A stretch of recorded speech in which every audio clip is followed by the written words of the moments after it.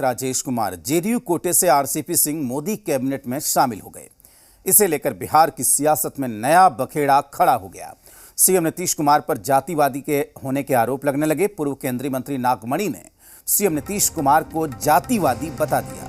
उन्होंने आरसीपी सिंह को मंत्री बनाए जाने पर सवाल खड़े किए हैं। उन्होंने कहा कि आरसीपी सिंह को मंत्री बनाकर नीतीश कुमार ने यह साफ कर दिया कि वो बिहार को कुर्मिस्तान बनाना चाहते हैं। इसके अलावा नागमणि ने कहा कि जेडीयू का ये फैसला बिहार की दूसरी जातियों का अपमान है।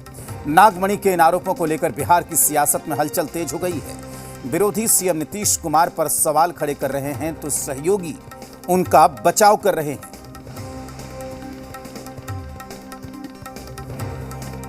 नीतीश कुमार ने आरसीपी सिन्हा को सिर्फ कैबिनेट मंत्री बना करके साबित कर दिया कि बिहार में नीतीश कुमार सिर्फ कुर्मिस्तान बनाना चाहते हैं। तमाम जो कुशवाहा समाज है, सवर्ण है, अति पिछड़े समाज है, वैश्य समाज है, सभी का नीतीश कुमार विरोधी है। मंत्रिमंडल विस्तार में साबित हो गया। बहुत धन्यवाद। अतन पिछड़ा का हवा चल रहा है 3-4 दिन से। विचार को तो पिछड़ा बन रहा है, कुशवाहा बन रहा है। और 15 कुशवाहा जी को तो आपने पार्लियामेंट्री बोर्ड का जुनून थमाइए दिया, जो आपके पार्टी के संविधान में है ये नहीं है पार्लियामेंट्री बोर्ड का पद। किसी को आप छोड़े हैं? अपने जाति को तवज्जो देने के कारण आप किसी को नहीं छोड़ा। कोई ऐसा सगा नहीं इसको जीवन से बारी बारी में अपने ठाका नहीं। जातिवादी चरित्र तो खुल करके आया ही है सामने। एक अपने स्वजातीय अधिकारी को मंत्री भी बनवाए और पार्टी भी सौंप दिए। इससे स्पष्ट है कि नीतीश कुमार को सिर्फ जात और स्वयं के गृह जिले के लोग ही पसंद है। सामाजिक समीकरण की बात उनकी ढकोसला है।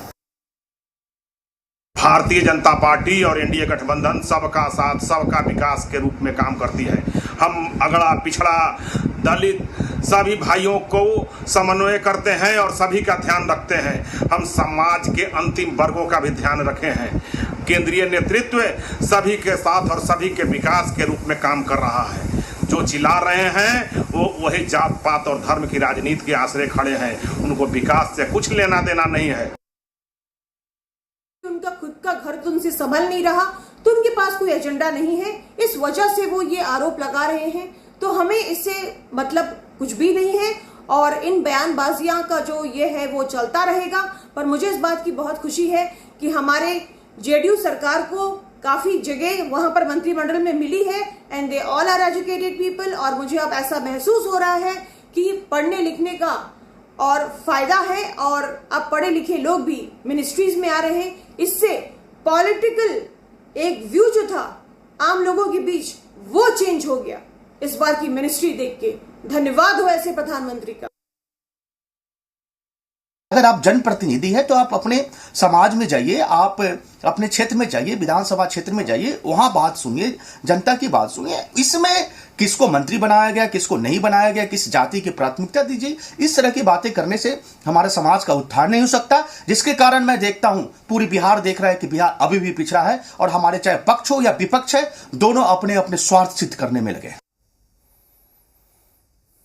तो नए किस्म का आरोप लगा हुआ है। कैबिनेट विस्तार के बाद लगातार आरोपों की झड़ी लग गई है। जी मीडिया संवाददाता आशुतोष इस वक्त हमारे साथ जुड़े हुए हैं। आशुतोष, ये जो पूरी रणनीति के तहत स्ट्रेटजी बना के आरोप लगाया जा रहा है विपक्ष की तरफ से, एक जिला और एक जाति की पार्टी जेडीयू, ये हमला किया जा रहा है नीतीश कुमार पर, कैसे काउंटर करेंगे इसका?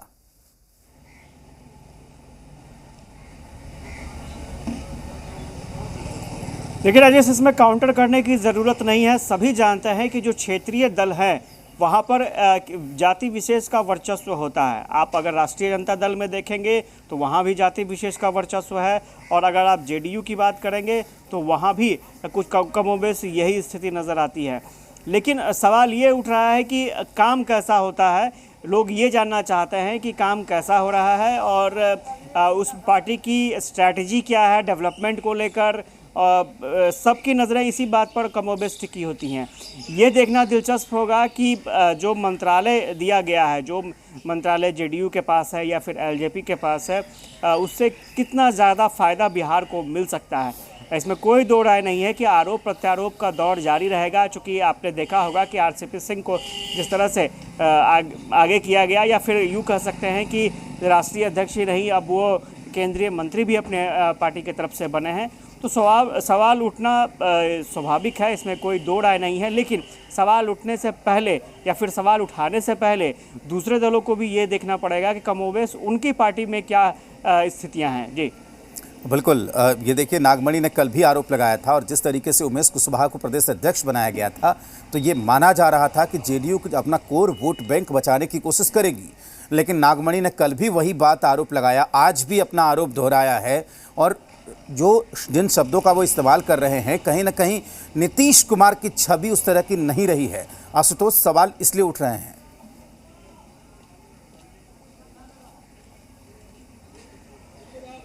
देखिए, ज़रूर नीतीश कुमार सोशल इंजीनियरिंग में विश्वास करते हैं, और उनके आसपास अगर आप देखेंगे तो लगभग सभी जाति के नेता हैं। एक तरफ आप देखेंगे विजेंद्र यादव भी हैं, दूसरी तरफ ललन सिंह को भी आप देखेंगे, विजय चौधरी को देखेंगे, इसके अलावा खुद नीतीश कुमार हैं। इसके अलावा जो उनके मंत्रिमंडल का, उनके कैबिनेट का जो आप स्वरूप देखेंगे तो सभी जातियों का उसमें समावेश मिलेगा।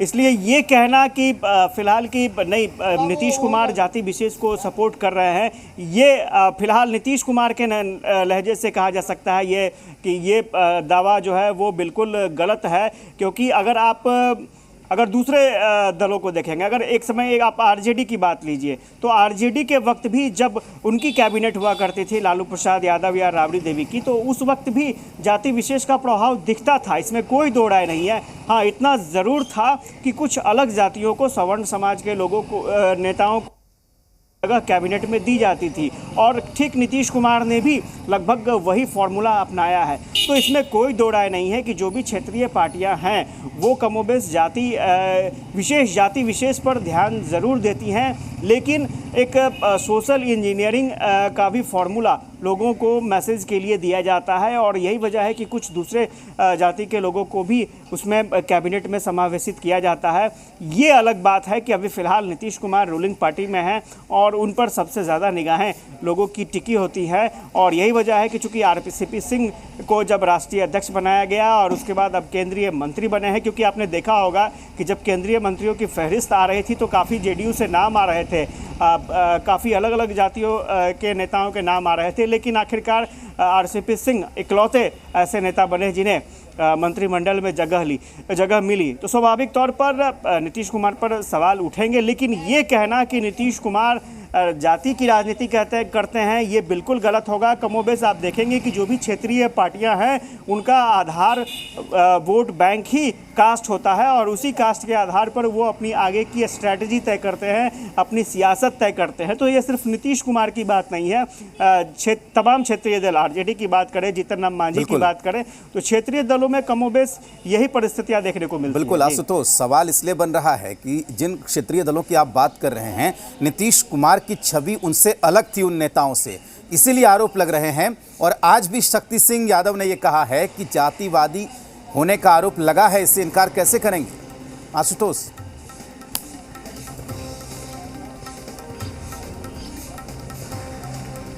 देखिए स्वाभाविक, मैंने पहले भी कहा कि ये आरोप स्वाभाविक हैं नीतीश कुमार पर लगना, क्योंकि मामला आरसीपी सिंह का सामने आया है और आरसीपी सिंह के बहाने विपक्ष जेडीयू को, नीतीश कुमार को कटघरे में खड़े करने की कोशिश लगातार कर रहा है। लेकिन ये भी देखना होगा आपको कि क्या वाकई सिर्फ एक ही दल में ये परिपाटी रही है, क्या दूसरे दलों में ये परिपाटी नहीं रही है? दूसरे दलों में भी ये परिपाटी रही है, और ये परंपरा जो है वो आज की नहीं है, पहले की परंपरा है। और स्वाभाविक तौर पर अगर आप अपने दल को आगे बढ़ाना चाहते हैं तो अपने कोर जो वोटर है या फिर कोर समाज के जो लोग हैं उनका ख्याल रखना जरूरी हो जाता है। बिल्कुल, और यही वजह है कि सिर्फ इसी के तहत उन्होंने ये फैसला किया है। आपका बहुत शुक्रिया पूरी जानकारी के लिए। और जाहिर सी बात है कि जिस तरीके का आरोप लग रहा है, फिलहाल असहज महसूस कर रहे होंगे, लेकिन जल्दी ही